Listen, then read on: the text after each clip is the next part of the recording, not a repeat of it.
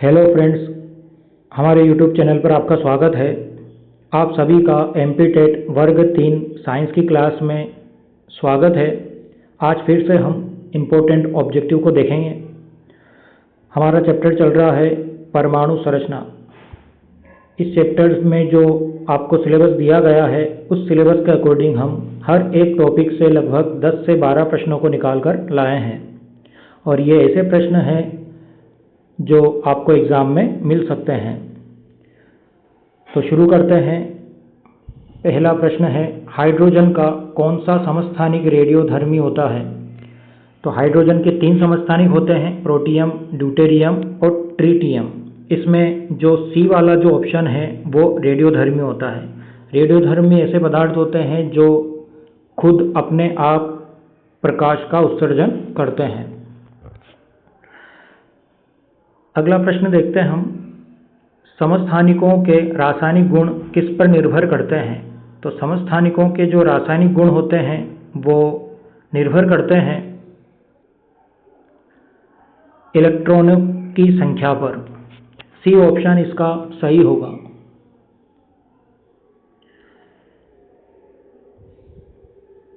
समभारिक किसे कहते हैं? तो समभारिक में जो द्रव्यमान संख्या है वो समान होती है, तो इसका सही ऑप्शन होगा समान द्रव्यमान संख्या वाले परमाणु। बी ऑप्शन इसका सही है। तो ऐसे परमाणु जिनकी द्रव्यमान संख्या समान होती है उन्हें हम आइसोबार या समभारिक कहते हैं। अगला प्रश्न है, समभारिक परमाणुओं में किसमें समानता होती है? तो जो समानता होती है वो द्रव्यमान संख्या की समानता होती है। समभारिक परमाणु में किसमें भिन्नता होती है? तो वो भिन्नता होती है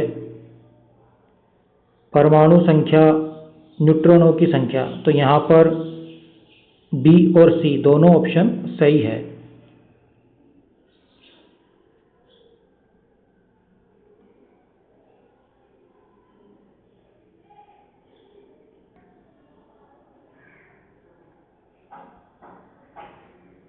कार्बन 14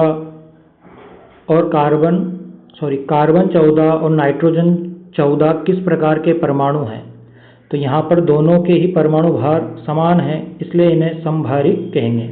बी ऑप्शन इसका सही है। समभारिकों का एक उदाहरण है, तो यहाँ पर आप देख सकते हैं कौन समभारिक है। तो जिनके द्रव्यमान संख्या समान होगी वो एक दूसरे के समभारिक होंगे। तो क्लोरीन 37 और ऑर्गन 37। बी ऑप्शन इसका सही है। समभारिक तत्वों के रासायनिक गुण क्यों अलग होते हैं? क्योंकि इसमें जो परमाणु संख्या जो होती है वो अलग अलग होती है। बी ऑप्शन इसका सही है। समभारिक परमाणुओं में इलेक्ट्रॉनों की संख्या कैसी होती है? तो इलेक्ट्रॉनों की जो संख्या होती है वो अलग होती है। बी ऑप्शन इसका सही है। निम्न में से कौन सा युग्म समभारिक है? तो समभारिक इसमें बेरिलियम और हीलियम है। समभारिकों के भौतिक गुण में कौन सा गुण समान होता है? तो समभारिकों में जो गुण होता है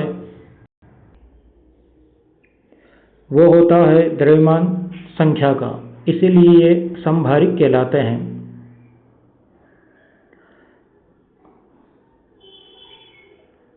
समभारिक तत्वों का अध्ययन मुख्यतः किस क्षेत्र में उपयोगी है? तो इसका जो उपयोग होता है वो नाभिकीय भौतिकी में होता है।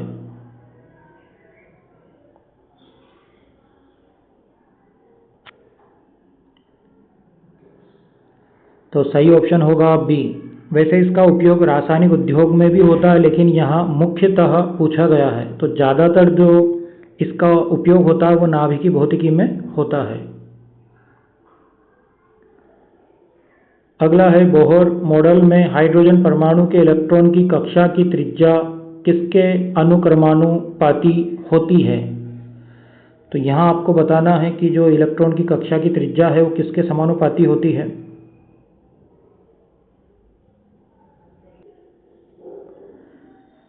तो इसका सही आंसर होगा n² के।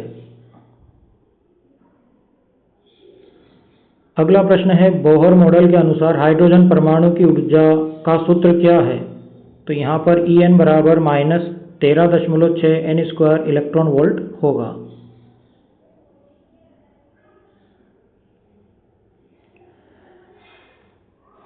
इसके बाद अगला प्रश्न है, बोहर मॉडल में कक्षीय कोणीय संवेग का क्वांटीकरण किस नियम से दिया गया है।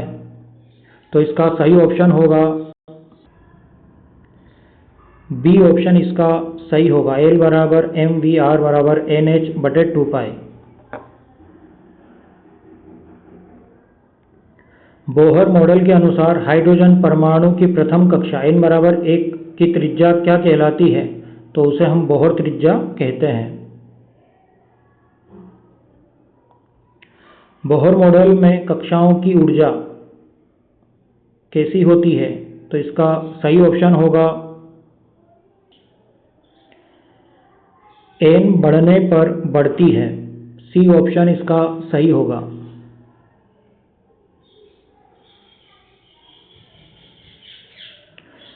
बोहर मॉडल के विकास से पहले किस वैज्ञानिक ने परमाणु का ग्रहनुमा मॉडल प्रस्तावित किया था। तो ग्रहनुमा मॉडल जो दिया था वो रदरफोर्ड ने दिया था।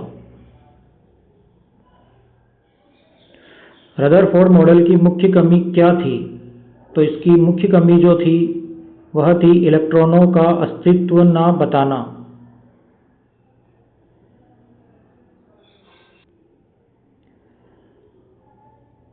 इसके अलावा जो सही ऑप्शन है इसका ए ऑप्शन इसका गलत है। सी ऑप्शन इसका सही होगा, क्योंकि रदरफोर्ड की जो कमी थी वो थी इलेक्ट्रॉनों का नाभिक में गिरना। सी ऑप्शन इसका सही होगा। रदरफोर्ड मॉडल के अनुसार इलेक्ट्रॉन घूमते समय कौन सी ऊर्जा का उत्सर्जन करते हैं।